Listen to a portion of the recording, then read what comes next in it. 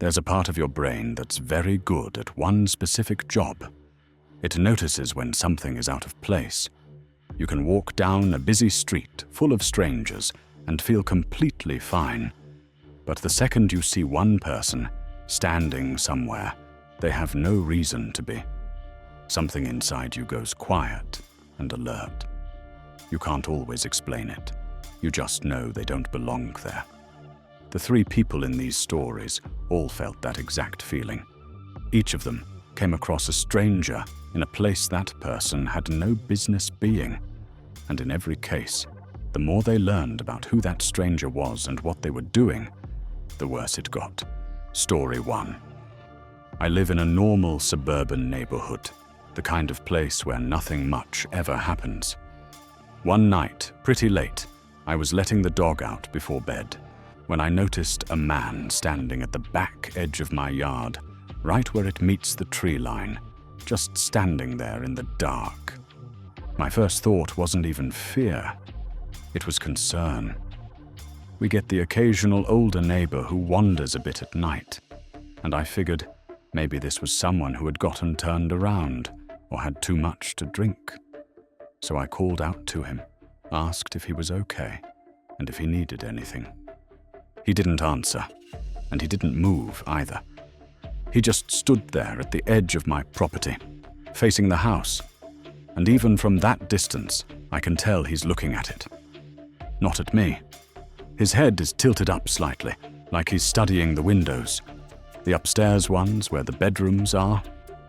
That's when the concern turned into something colder. I told him, loudly, that I was calling the police, and I started backing toward my door with my phone out. And as I did, he finally moved, though not toward me. He just turned, slow and calm, and walked off into the trees like he had all the time in the world. I called it in anyway, and what the officer told me gave me the chills. He said there'd been a handful of reports on our street over the past few weeks. A man matching that description, seen standing in people's backyards at night, looking into windows. A neighbor 2 doors down had even caught him on a doorbell camera, doing exactly what I'd seen. Except at their house, he had come right up close to the glass. They never figured out who he was or what he wanted. He just stopped showing up. But for a long time after that, I couldn't look at my own backyard at night without checking that tree line. Story 2. I work as an office administrator, and part of my job is opening up in the mornings, so I'm usually the first one in. Sometimes a full hour before anyone else. It's a big office building, and at that hour it is completely empty and silent. I had gotten used to it, until one morning I wasn't alone. I came up to our floor, and through the glass doors I saw someone moving around inside, near the back where the desks are. The building was supposed to be locked and empty. My first thought was that a colleague had come in even earlier than me for once. But when I went in and called out a hello, whoever it was didn't answer, and then I watched them step back out of sight behind a partition, like they didn't want to be seen. That stopped me cold. I stand by the doors, my heart going, and call out again, louder. Nothing. I can hear movement, the soft sound of someone shifting around back there. But every time I try to get a look, they keep a wall or a divider between us.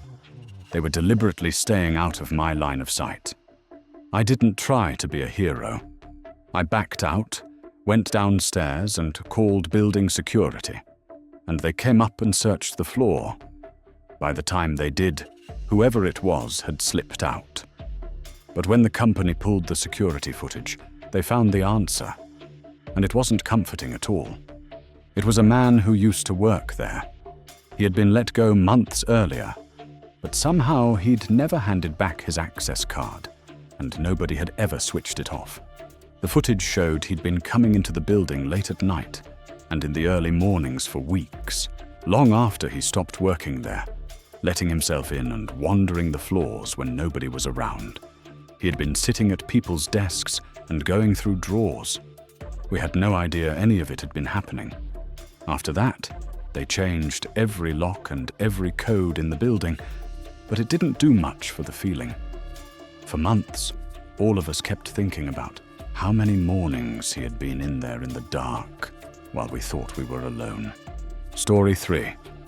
My family lives on a few acres out in the countryside, with a house, a barn, and a lot of open land and treeline around us.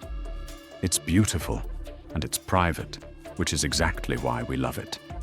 But being that isolated means that when something feels wrong, there's nobody close by to help.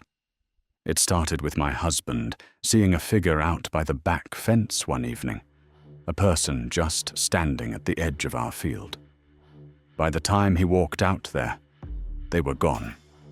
We told ourselves it was a hiker who had wandered onto our land.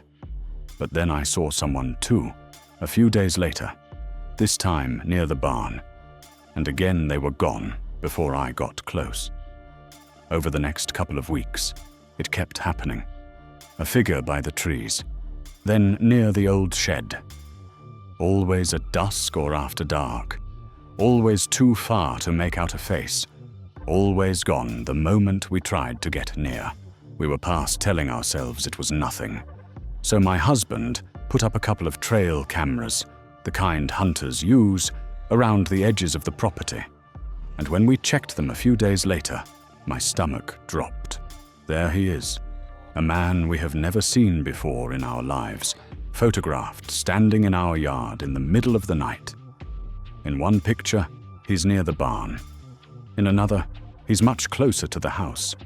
And in the worst one, he's standing just outside, looking in through a window. That was the night we called the police and stopped sleeping properly. They started patrolling the road, and a few nights later, my husband and a neighbor spotted him near the barn again and managed to keep him there until the police arrived. He was a complete stranger, no connection to us at all. It turned out he had been camping in the tree line at the very back of our property for weeks, living out there, watching our family come and go, and slowly getting closer to the house each night. He had no real reason for choosing us, beyond the fact that we were out in the middle of nowhere with nobody around. That was years ago now. We have lights, cameras, and a dog, and we feel safe again, mostly. But I have never been able to shake one thought. For weeks, while we were eating dinner and putting our kids to bed and living our normal lives, there was a stranger out in our trees, watching all of it, and we never knew he was there. Have you had any experiences like these? Share them in the comments, and don't forget to like and subscribe while you're there.